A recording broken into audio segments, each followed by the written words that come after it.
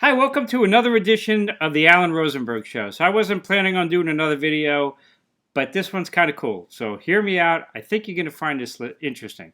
So here's the magic question. What does Beatlemania, Paul McCartney and Wings, and Wishbone Ash have to do with each other? Kind of a bizarre question, right? You're about to find out. So my friend Mark and his wife had gone and seen a Paul McCartney covers act. Now, I'm not a big guy go and see these local cover bands. There's a ton of them. The Beatles, Rain, and Fab Four, and I'm sure they're all great and blah, blah, blah. They just don't do much for me. I mean, even today, a lot of the bands touring that are real bands are basically cover bands. Foreigner, there's others. Anyway, he goes to see this Paul McCartney act. And he calls me up the next day and he's like, you got to come see these guys the next time they play. It was incredible. He says, it's like seeing Paul McCartney, but the Paul McCartney that you really like. We're talking like 70s McCartney Wings.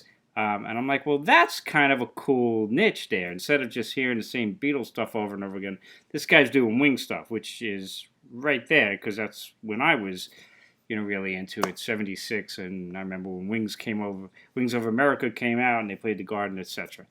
So he goes, yeah, the guy in the band is like the leader who does McCartney. He's like, you really think he's McCartney. Looks like him, sounds like him, and the guys in the band are incredible musicians. I'm like, all right, I'll definitely go check them out. So we went last night.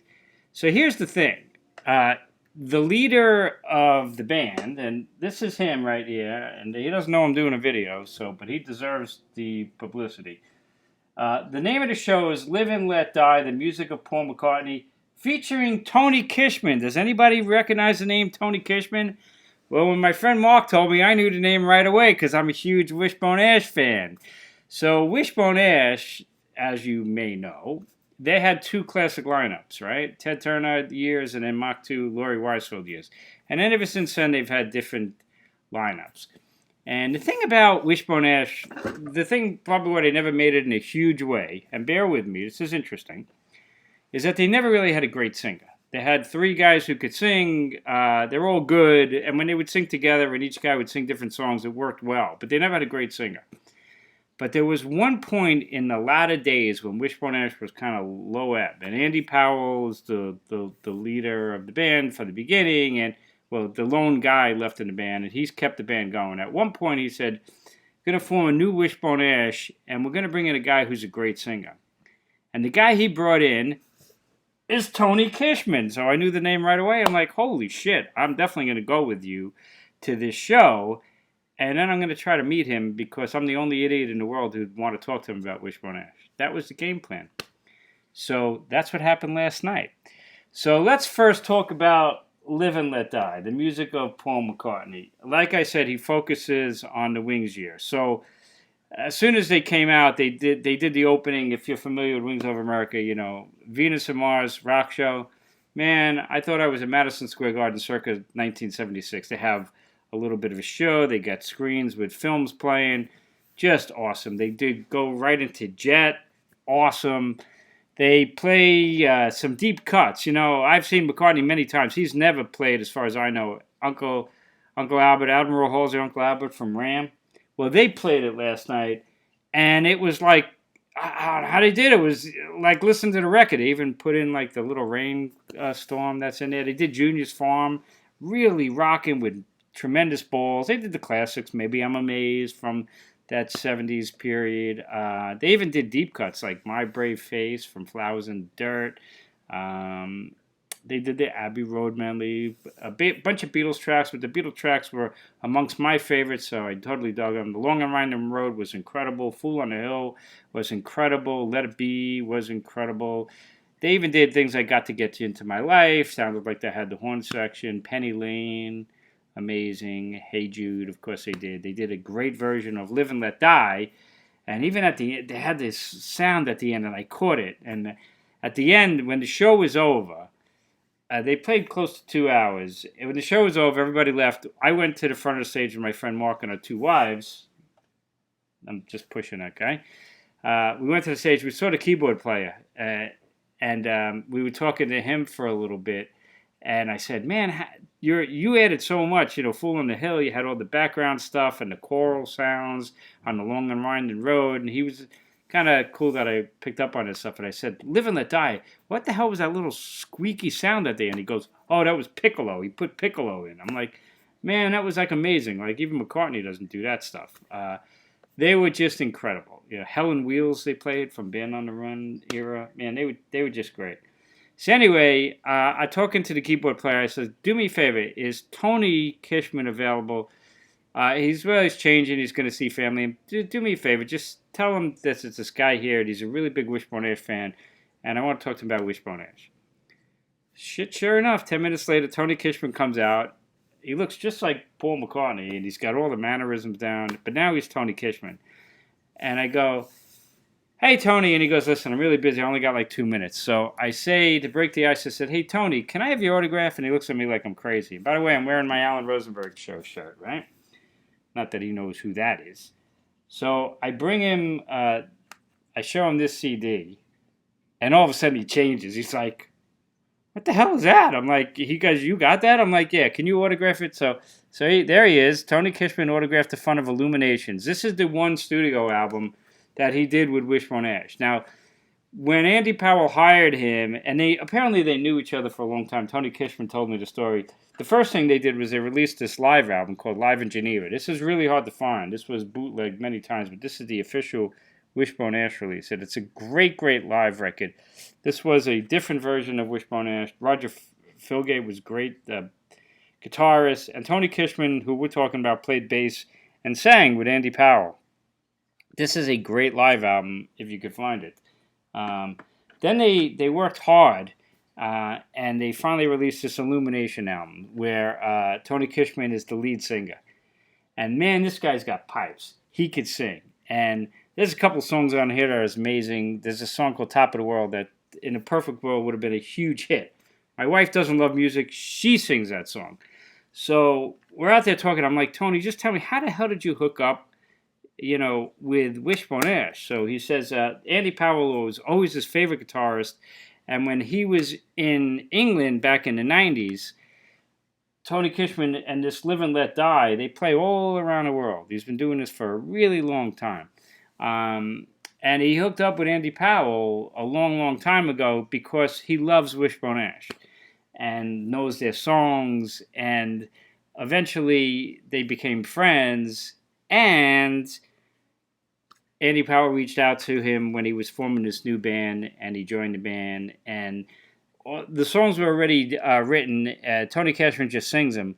Apparently, Tony told me he did all the vocals in 2 days. So that's pretty incredible.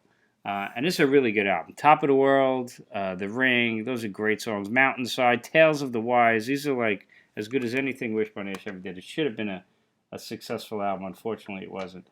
So he played with Wishbone Ash, he told me, for like 3 years. They played all around the world. I don't think they played in the United States because I never saw that lineup. But they played all around the world, in Germany and all over. It did really, really well. But then Tony explained to me last night he had some marital issues and a child, and he had to go where the money was, which unfortunately wasn't Wishbone Ash because the album didn't do squat, nor did Live in Geneva.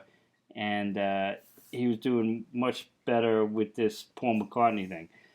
But he loves the Wishbone Ash album. And the funny thing was, on the way to the show, I was putting this in the car. Me and my wife were singing one of the songs. How does it feel to be on top of the world? What a great song, right? I'm in the park. Everybody's gone now except my friend, my wife, and my friend's wife. And I start singing it. Man, I'm like, that album should have been a hit. And I start singing to Tony Kishman. How does it feel to be on top of the world?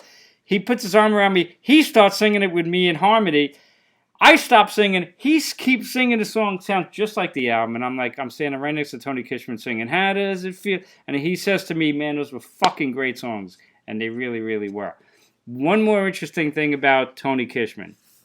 He was the original Paul McCartney in Beatlemania on Broadway when it first came out. He tells me that. So I'm like, you're shitting me, right? He goes, no. So I said, well, I saw that Broadway show when it first came out, Now, just in case, this is my book of concerts. I have tons of these books, and I think I've told you guys that every time I have like every concert I ever went to with the ticket stubs and the original ads and the reviews in the newspaper. So there's Peter Frampton in Madison Square Garden, 1977. But if you look closely on this side, there's Emerson, Lake and Palmer from, what is that, 77, right? 78. But look right there on the top. Beetle Mania, July 24th, 1977, first row at the Winter Garden Theater, $10. $10 was a lot. Peter Frampton was only $8.50. So, how cool is that? So, I actually saw Tony Kishman when I was 14 on Broadway in Beatlemania. Now seeing him do Live and Let Die, the music of Paul McCartney, and he was in Wishbone Ash for 3 years. Isn't that a good story? I hope you enjoyed it. So, Tony, I don't know if you're ever going to see this video, but maybe I could like send you a link or something like that. Hope you enjoy it. He was such a nice guy. He said he's got like 2 minutes to spend, and we wound up talking for, I don't know, 15 or 20 minutes. Maybe one day we'll continue the conversation because he's a really, really nice guy. But he didn't ask me to push. He didn't even know I'm doing a video. There's a difference between cover bands, you know, that are out there and professional musicians. I think you guys know I was a musician. I used to play in the bars. I call myself a meat and potatoes drummer. I'm a good drummer. But I'm an amateur. There's a difference between amateurs and pros. These guys, it's like Paul McCartney. I mean, these guys are ridiculous. 5 guys in the band. They all play multiple instruments. It's all live. You know, there's no... I mean, yeah, they put the rain in for, you know, the Uncle Albert. But... it's all live, you know, and they're incredibly musicians. You know, Paul McCartney should sound that good, to be honest with you. So if you ever see Live and Let Die playing anywhere, there's a Facebook page and there's a website. Definitely go check out Tony Kishman. Tell him Alan sent you. And if you like Wishbone Ash, or you don't like Wishbone Ash, this album sounds like no other Wishbone Ash album, but it's a good, really good Wishbone Ash album. So there's my story. Beatlemania, Paul McCartney and Wings, and Wishbone Ash, Tony Kishman. Hope you enjoyed this.